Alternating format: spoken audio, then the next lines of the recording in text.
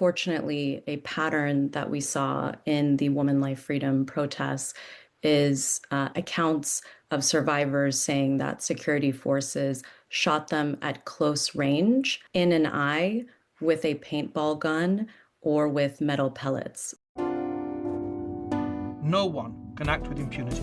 These are crimes that are beyond the pale. We are talking about human beings. We're not talking about numbers. We need a court. That's as simple as that. This is Asymmetrical Haircuts, your international justice podcast with Janet Anderson and Stephanie van den Berg. This episode was produced in partnership with justiceinfo.net. All rise. Hi, Steph. Hi, Janet. I'm sure everyone who listens to this pod has been following what's been happening in Iran. Before we actually launch into this week's podcast looking at a fairly specific accountability avenue, considering the fact that it's such a big issue, I thought that we might have a bit of Stephpedia. So over to you, Steph. Yeah, so what we are seeing in Iran now is anti-government protests across the country, which erupted in late December and has gone through over 70 towns and cities in Iran. And an Iranian official, and this comes from the Reuters blurb, said that authorities have verified at least 5,000 deaths. Now, this not from Reuters, but what we've heard is that in the past, these figures have doubled or tripled once more information comes out, according to Iranian human rights organizations. So based on the past outcomes of these kind of things, we can imagine that that is just a very, very low estimate of the amount of casualties. The protests are the biggest demonstrations since 2022, and the reasons this time seem to be economic to some degrees, linked to high prices and inflation, which is fueling already existing anti-government sentiments. So you mentioned 2022 there. So what's also in my mind and what we're going to be speaking about mainly is what are known as the Women Life Freedom 2022 demonstrations. I'm sorry to press you again, Steph, but I could see that you've done your blurb, so off you go.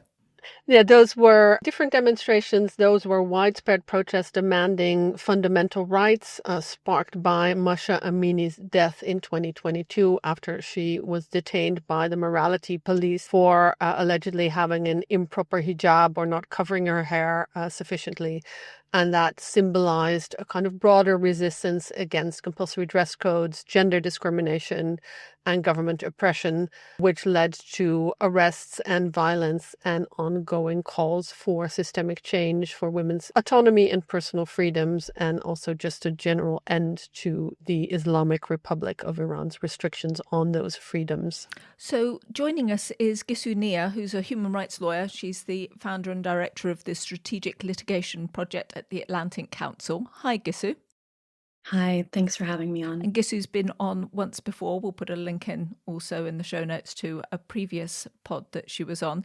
And the reason why we were in contact, Gissou, is because you're part of the group behind the filing of the first criminal complaint connected to Women Life Freedom. So we're going to give you all the opportunity now to run through it, but we're just going to pepper you with questions as you tell us about it. Let's start with who is the complaint actually against? So the complaint is against more than 40 Islamic Republic of Iran officials who are senior level people in the police, in the military, in the intelligence, in the Islamic Revolutionary Guard Corps, what's known as the IRGC, and also some of these individuals who are in the provinces that our complainants were attacked in or detained in. So that's who it's against. But one interesting thing I should say is that when we were compiling the list, we have been working on this for a year and a half before we submitted in the middle of December. And we had compiled that alleged perpetrator list, a year earlier, and had worked on it continuously through then and amended it. But we hadn't looked at the list for maybe a 6-month period because we had gotten the facts and we had put the list together. And we discovered that 1/3 of the perpetrator list had actually been killed in the 12-day war with Israel, between Israel and Iran. And I have to say, this was one of the first times that I've been working on litigation where 1/3 of the perpetrator list was killed. Obviously, when you're dealing with conflict situations, Ukraine or so on, you can sometimes see that, but it was we were pretty taken aback that 1/3 of the list was killed, and I can't say that the survivors were unhappy about that. I think they were actually quite thrilled, to be fully honest. But it was a moment of surprise. Yeah, I can imagine if you work so long towards accountability in a very specific forum, then on the one hand, yeah, this is not maybe not a sad day that they're not there anymore, but still it says something about the problems with getting this case. You talk about we when filing the case. So who is exactly behind it? You are obviously in your organization, other organizations, individuals. Tell us a bit about the landscape of who is fueling this. Yeah. So the Atlantic Council Strategic Litigation Project, our team that Iran helped put this together, and in a group called the Iran Human Rights Documentation Center, which is a civil society organization that has been working on Iran human rights issues for more than 20 years, is the filing organization alongside a group of complainants, because Argentina, of course, allows for victims to make criminal submissions, which is really key because this is a victim motivated complaint. We have been struggling to encourage jurisdictions around the world that have universal jurisdiction frameworks and can bring cases of crimes against humanity, allegations against Islamic Republic of Iran perpetrators. We've really been struggling to encourage them to do so, mostly for political reasons, I would say, a lot of lack of political will. So Argentina is significant because the system allows survivors of these violations to really take that step towards justice in their own hands. So it is a group of complainants, all women, some of whom were subject to targeted blinding, some of whom were shot with live ammunition, one of whom lost her 62-year-old mother, who had joined the protest just to demand a better future for her daughters and was struck with hundreds of metal pellets. But these victims came together and decided that they were wanting to take a step forward for justice. So this is the first criminal complaint brought by survivors to address the issues of the violence of the regime against the Women Life Freedom movement. So it's Iran Human Rights Documentation Center, a group of survivors, and the Atlantic Council Strategic Litigation Project, assisting along with a lawyer in Argentina, Maximo Castex, who might be known to viewers because he's on other universal jurisdiction cases in Argentina. That's one of the first times I've ever come across targeted blinding as a specific in a case. So I was wondering if you could help us through some of the legal bits and pieces. I mean, it's basically crimes against humanity, but which bits and how does that fit together with the kind of the broader picture on Iran? Yeah, so the complaint says that Islamic Republic of Iran officials and security forces are responsible for the crimes against humanity of gender persecution, murder, torture, and other inhumane acts. And the other inhumane acts category includes targeted blinding. So, unfortunately, a pattern that we saw in the Woman Life Freedom protests is accounts of survivors saying that security forces shot them at close range in an eye with a paintball gun or with metal pellets. So obviously that form of projectiles is not meant to be used at close range. They can sometimes provide a crowd control function depending on the usage, but they're clearly not intended for close range use and clearly not intended to be shot in someone's eye. So you have these very, I would say, gripping photos of these brave protesters who, even after they were shot, I mean, one of our complainants, Mercedes Shahinkar, she was shot in her eye. And even after she was shot in her eye and went through multiple surgeries to try to address it, she never regained vision, unfortunately.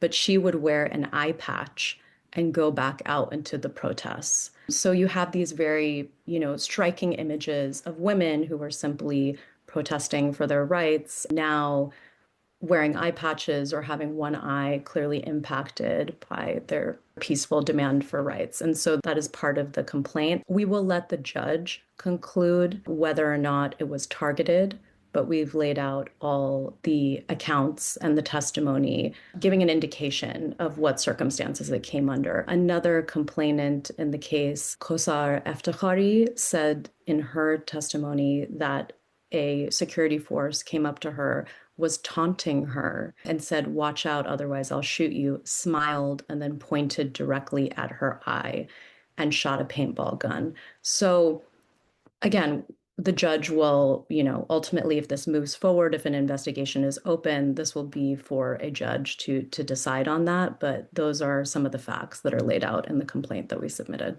And this blinding, indeed, the judge will have to decide if it's targeted, is kind of the horrific cherry on the cake of the things you're alleging. These are happening on top of alleged mass arrest, arbitrary detention, custodial torture, and also executions, I believe. Yeah, there were multiple executions of protesters who had been arrested during the Woman Life Freedom movement. And one thing that I will note is that, so some of the things that are in our complaint are very much around how women that were protesting were targeted by ammunition. There's one complainant who was shot all throughout her arm with live ammunition, and she has ceased being able to use that arm. As I noted, another complainant had her 62-year-old mother killed with hundreds of metal pellets. When we saw the autopsy, because there was basically scans of what was in her body, it was just a body that was riddled with pellets. And so that's the nature of what we're dealing with. But there was obviously much more extensive crimes that happened, including sexual violence in detention, including torture in detention. There were thousands of protesters that were arrested. And I'll note that that pattern is continuing now. I think one reason, as we record this podcast, we're coming off of what can really only be described as a massacre that occurred over a 2-day period on January 8th, January 9th, when people took to the streets in Iran yet again, demanding their rights, calling for the regime to be gone. And this time they were just indiscriminately sprayed with live ammunition. There are videos now coming out. There's been a complete communications blackout in the country. So we're on 2 weeks of a communications blackout as we record this podcast. But the videos that have been smuggled out or gotten out with VPNs or Starlink connection have showed security forces just indiscriminately spraying crowds with live ammunition. So I will say that I think the impunity from what happened during the Woman Life Freedom movement, the fact that there has been no criminal accountability for any official that killed more than 500 protesters during that round of protests, is part of the reason we find ourselves here today with Islamic Republic of Iran officials knowing that there will be no accountability for what they do, and certainly the state isn't going to be investigating themselves. You spoke a little bit about what is coming out now with the communications blackout, and we'll go back to the situation now because that is also very interesting and also horrific. But it's difficult to get things out of Iran. So for your case in Argentina, what is the evidence that you had to put there? And, you talk about scans. Talk us through, do they get kind of smuggled out of the country? Do people have their own scans? How do you get the documentation for your case in Argentina? With the case that we put together in Argentina, all the complainants that are part of the case are people who are now outside of Iran.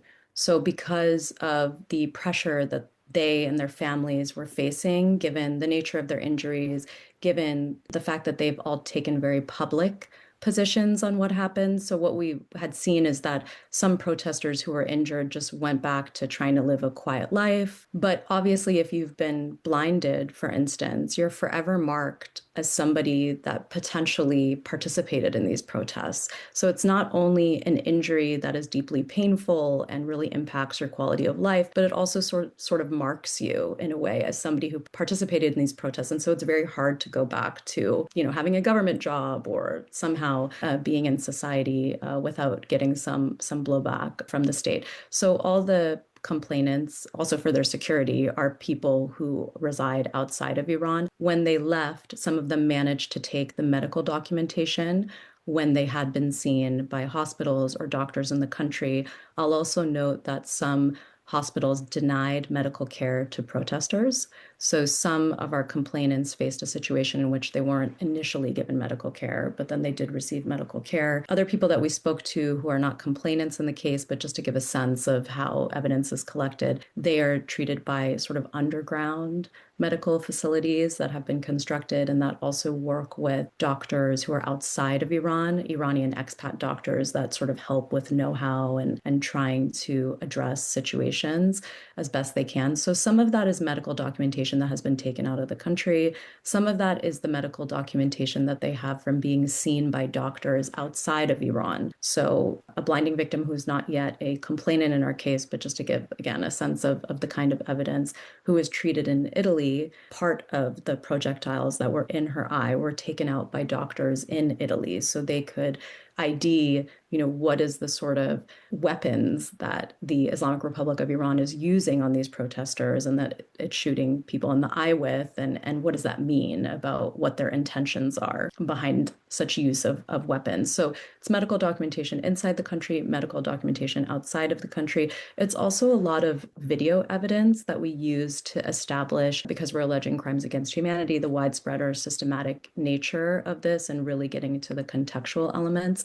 I'll note that there is something called the Iranian Archive that is run by Mnemonic based in Berlin. I'm sure some of the audience knows about the Syrian Archive and the Yemeni Archive and the other archives that Mnemonic puts together. But basically, they preserve video evidence that shows violations that the state is committing. And there was a flood of video evidence at the time during Women Life Freedom. Obviously, with the current protests, there's a communications blackout. But with Women Life Freedom, there was a lot of videos that eventually came out, and we need to be able to preserve that, ensure that the quote unquote chain of custody is set for admission in accountability proceedings. And so Mnemonic has set up this Iranian archive that has collected over 2 million pieces of data from the Women Life Freedom protests. They're currently working on documenting the current protests as well and the violence there. They've collected more than 10,000 pieces and that work is ongoing. But that archive helped identify the weapons that were used against civilians,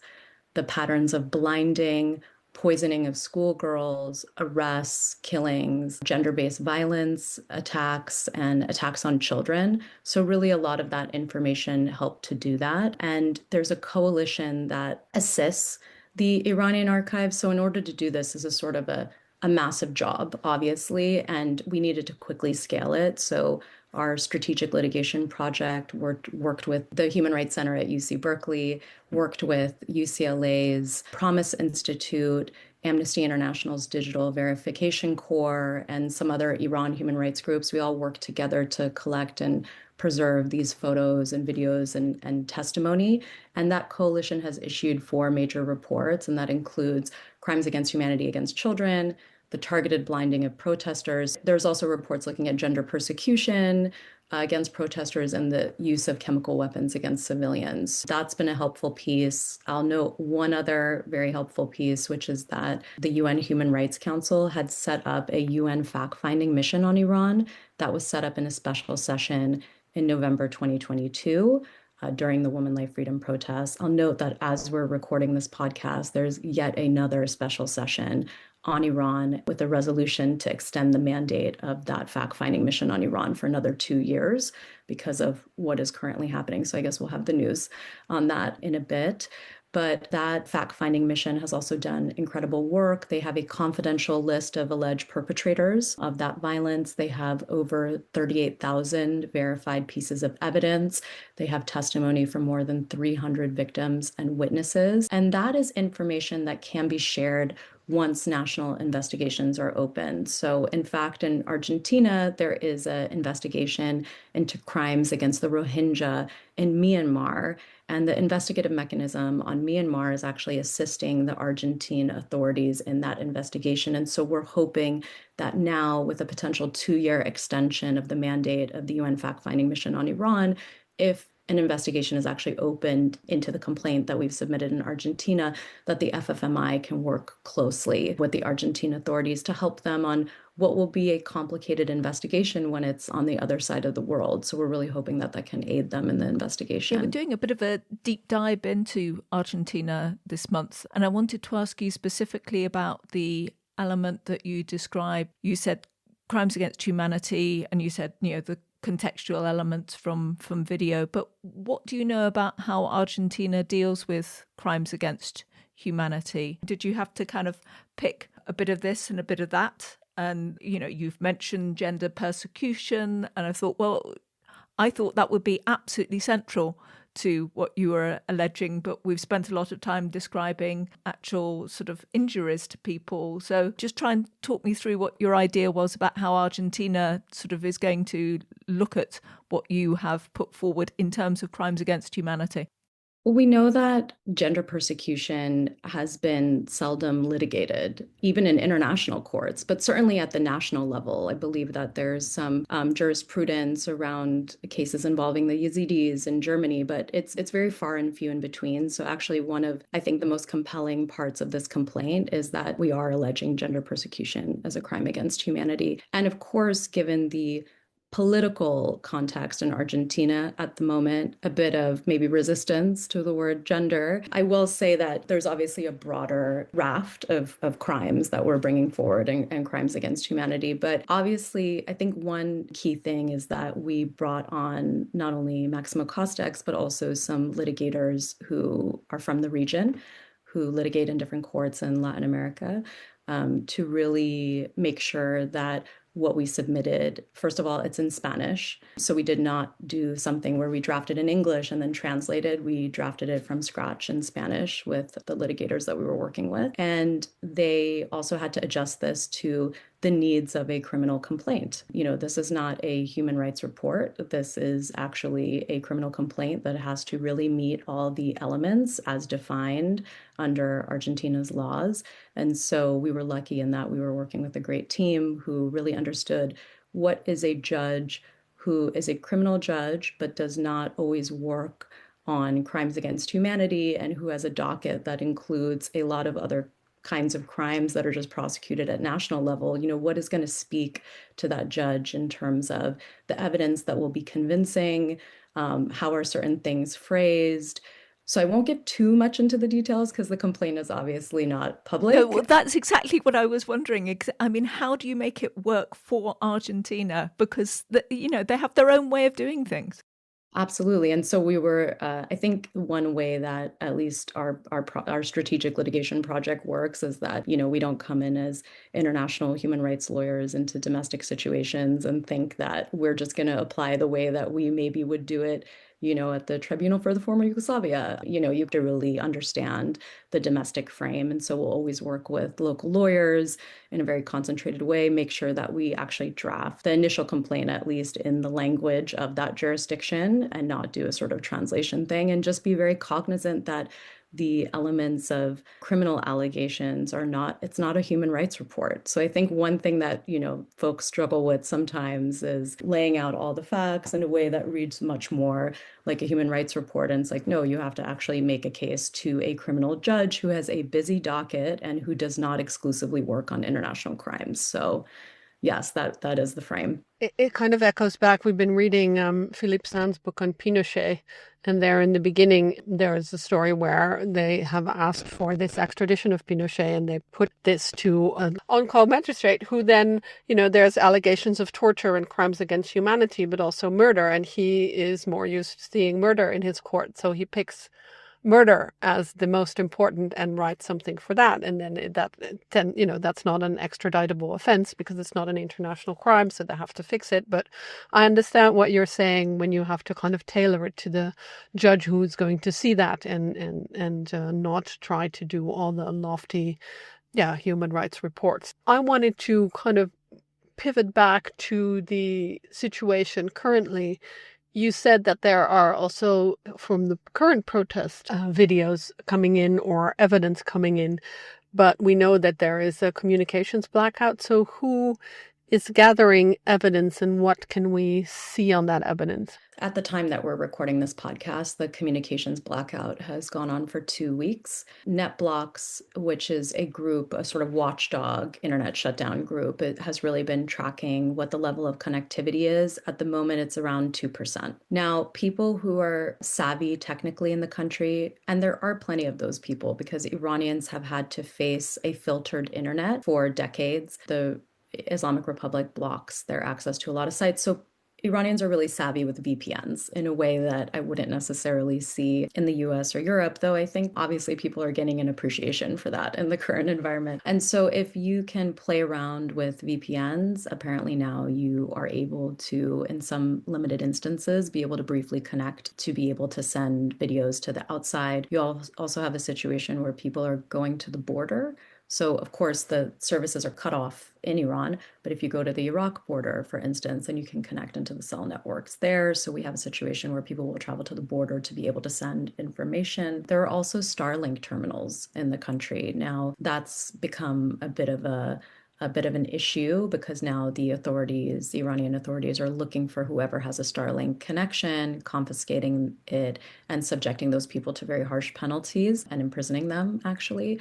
But you'll have like groups of people who are congregated around a Starlink getting information out. There was also some resumption of landlines. So, for example, I've been able to connect with people in my family via landlines very briefly. Those are controlled lines, so you won't be able to have a candid conversation. And by controlled, I mean they're surveilled by the state. And so you wouldn't be free to really explain what's happening. But just anecdotally, I'll tell you that what we're hearing so far is nothing short of horrific. It is, without question, the worst massacre in the history of the Islamic Republic of Iran. The only thing that would even rival it would be the massacre of political prisoners in 1988 in the country, which actually led to the first ever universal jurisdiction case on Iran that was in Sweden that I actually had been on your podcast before to discuss. That was an estimated 5,000 political prisoners who were massacred in the space of a few months in 1988. This is a government official has said it's 5,000 people. Typically, when a government official says that, the number ultimately ends up being double or triple that. We're getting different indications that the number could be 12,000, it could be higher. So we're talking double-digit thousands, most likely. And that was in the space of 2 to 3 days. So if you really do the math, the scale, like the speed of that is comparable to the Rwandan genocide, for instance, at just the rate per day. And it's quite horrific. So we're getting different images from doctors in the country as well. They're sending it to doctors on the outside. I'll just go into one scan that was pretty horrific that we just saw, which was a skull, multiple, like, you can't even count the number of metal pellets that are in the skull. And then there's 2 sets of teeth. So it's mixed dentation, as they say that. And so that means that the age of that person was somewhere from 8 to 10 years old. And so the violence is also against minors. And it's not surprising because of some of the verified videos. So BBC Verify is doing a great job of verifying videos to make sure that they're authentic, that they're from these protests, that they are what they say they are, especially in an age of artificial intelligence. We have to be very cautious and careful about that. But different groups are doing that work. And what these groups have verified in verified videos are just security forces, whether it's anti-riot police or there's reports about militias being brought in from Iraq, militias that the Islamic Republic of Iran supports, but being brought in for Iraq to do this. CNN reported on that, for instance. It's just showing video of these security forces just indiscriminately spraying crowds with bullets and walking around and just hunting. And then you see protesters bleeding and they're just being dragged or somebody's carrying them because they have a limp leg that was shot up and the streets are covered in blood. So very grotesque, gruesome stuff. And this is just a trickle of what we will most likely see because most Iranians have a phone and probably were recording. And I expect that once the internet comes back on, because it will have to at some point, if for nothing, for economic reasons, because you cannot keep your internet shut down forever. It obviously impacts the economy in a pretty drastic way. I believe that we'll be getting, hundreds and hundreds of this videos showing the scale of the violence, and it'll be imperative for groups like the Iranian Archive to really be able to scrape all that before it disappears and to be able to preserve and verify that in the right way. And can you foresee in a few years' time what you're doing now on women, life, freedom, doing the same? I mean, I'm assuming that the Iranian regime is not going to fall, but so who knows? But let's say it doesn't, then will you be looking again for a universal jurisdiction opportunity, do you imagine? What we're already looking at is will there be the potential to actually amend the complaint that we've submitted, or to submit another complaint that would be connected? Because as we view this, these are inextricably linked. The reason that the security forces feel emboldened to commit such a scale of violence is because they face no real penalties for what happened in 2022. Back then, more than 500 protesters were killed. Thousands and thousands were arrested and treated terribly, but many, many more were injured. But there was no real accountability for that. And there's a lot that governments can do. So in Argentina, of course, the survivors actually took matters into their own hands and moved this forward because they have the ability to do that.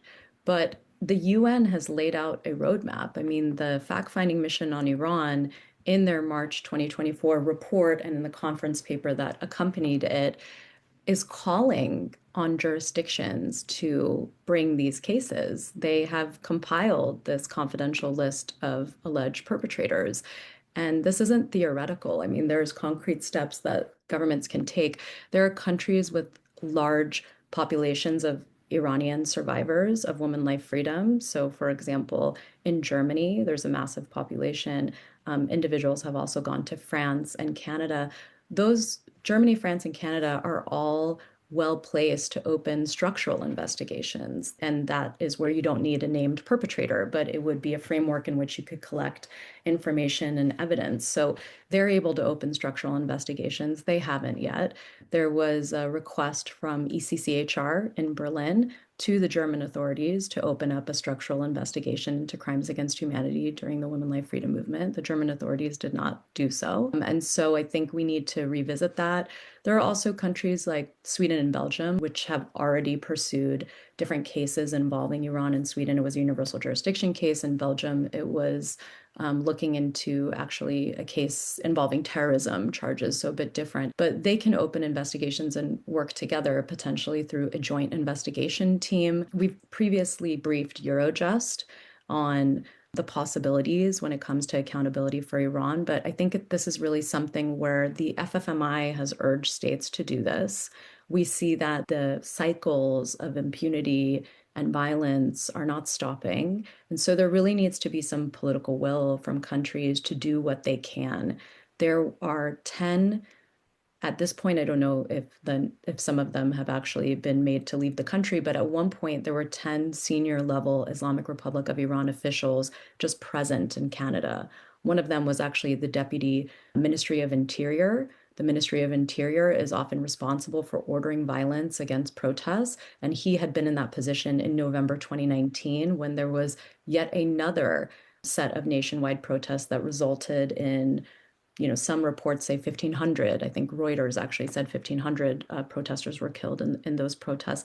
And Canada, instead of opening up a universal jurisdiction case, or, they have the ability to open structural investigations and look at things, they simply subjected these individuals to admissibility proceedings with the point of deporting them. But when you deport them back to Iran, you don't address the problem. You do not bring justice for victims. And I think it's time that the international community really look at what are the options to actually stop the cycle of what's happening here. Thank you so much for laying out all the different kind of ways that there is maybe possibility for accountability in Iran, but also sharing a quite startling insight into how much impunity there actually is in Iran. And this must be a difficult time also to be working on this, especially if you still have family in the country. So thank you so much for taking the time to explain this to us while you probably have 100,000 other things you could be doing. We always end our podcast with what we like to call the asymmetrical haircuts questions. And I am introducing a new one. What is your first job or a kind of remarkable job that you've held that may be connected to what you do now, or could be something completely different? My first internship was at a group called Stop Prisoner Rape, which is quite a Wow. strong name. They had since rebranded as Just Detention International, maybe, to help with fundraising or communications. I'm not really sure, but that was dealing with prisoners who had been subjected to sexual abuse and sexual assault in custody and custodial abuse. And so it was addressing prisoners in the United States. And I think there was a lot of people in the general public who just simply wouldn't have compassion for this group of persons. And I think that really helped shore up my bones for the kind of work that I eventually was doing, which is that, everybody deserves basic human rights. It really doesn't matter what's happened to you, what your current status is. Like, everybody deserves that basic dignity. And that job involves speaking to a lot of prisoners. I should note I had no training, so that's a bit of a concerning point for me. And I think, probably a good note for groups moving forward to train your interns if they are going to be undertaking that kind of very, very delicate and potentially traumatizing work. But I spoke to dozens of prisoners at the time about their experiences. And I think it set me up to be collecting testimonial evidence from survivors and really maybe built my empathy bone for a group that really wasn't viewed favorably by a lot of people in the general public. So that was my first internship. And our final question is always, is there anything you'd like to recommend to people? Steph had already mentioned that our book last month on the Patreon was the 38 Londres Street, the Philippe Sands book. But what are you reading at the moment, Gissou, or what are you watching, or what are you listening to? Do you have any time to do any of that while you're chasing down your family and videos and filing cases? I'll be honest, there hasn't been a lot of time for free time these days, especially because the project that I run also works on Venezuela. And so, it's been quite a 2026 already, I would say.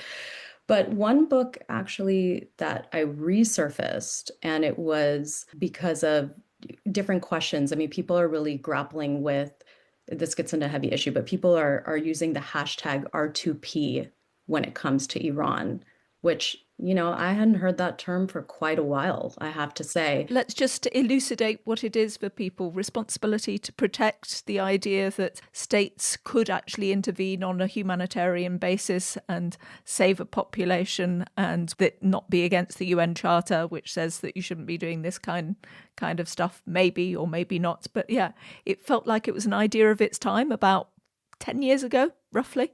People are thinking about it again in the context of Iran and maybe Venezuela. Yeah, I mean, honestly, with the situation of Libya and then the failure of the UN Security Council to act on Syria, I just think I had just not heard the term for quite some time. But it did lead me to dust off my copy of A Problem from Hell, because I wanted to explain to people the origins of how the responsibility to protect doctrine came about. So I can't say that I'm rereading the book, but in terms of my interactions with any book other than having to do with, looking at the current situation at the moment, that's the only other book I've touched in a few weeks. But it was really with that purpose of educating a younger generation. Because when I was a baby lawyer, that obviously was the book that was on so many of our bookshelves, and that really, a controversial book in many ways, and also with, how that eventually developed and things that happened. But I wanted to explain the origin story to younger lawyers and people that were aspiring to go to law school and who are not familiar with the term R2P and what that means. So that would be the book that I dusted off. Certainly sparking for me the idea that maybe we should think about podcasting, Steph. We've done it. Did we do specifically R2P? No, we did The Problem from Hell. Oh yeah, well, we dissed that on the Patreon podcast. I mean, we all appreciated it very much, but it was, yeah. There's lots of buts, I think I would say. Yeah, true. But yeah, I think R2P is just, yeah, it's fascinating. And I No, it's true. Put it on the master schedule. Okay, we'll do, and we'll see. But Gissou, thank you so much for making time in your very busy schedule to chat to us. And we are following this up with another couple of Argentina podcasts to really try to explore what is going on with so many people turning to this very survivor-led process that appears to come out of Buenos Aires. And it's it's fascinating to me that maybe we will see some movement on Iran via Argentina. So thank you. Thank you for having me on. This was Asymmetrical Haircuts, your international justice podcast, created and presented by Janet Anderson and Stephanie Vandenberg. This episode was created in partnership with justiceinfo.net, an independent site covering justice efforts for mass violence, and with the Hague Humanity Hub. Music is by autonautics.com. You can find show notes and everything about the podcast on asymmetricalhaircuts.com. This show is available on every major podcast service, so please subscribe, give us a rating, and spread the word.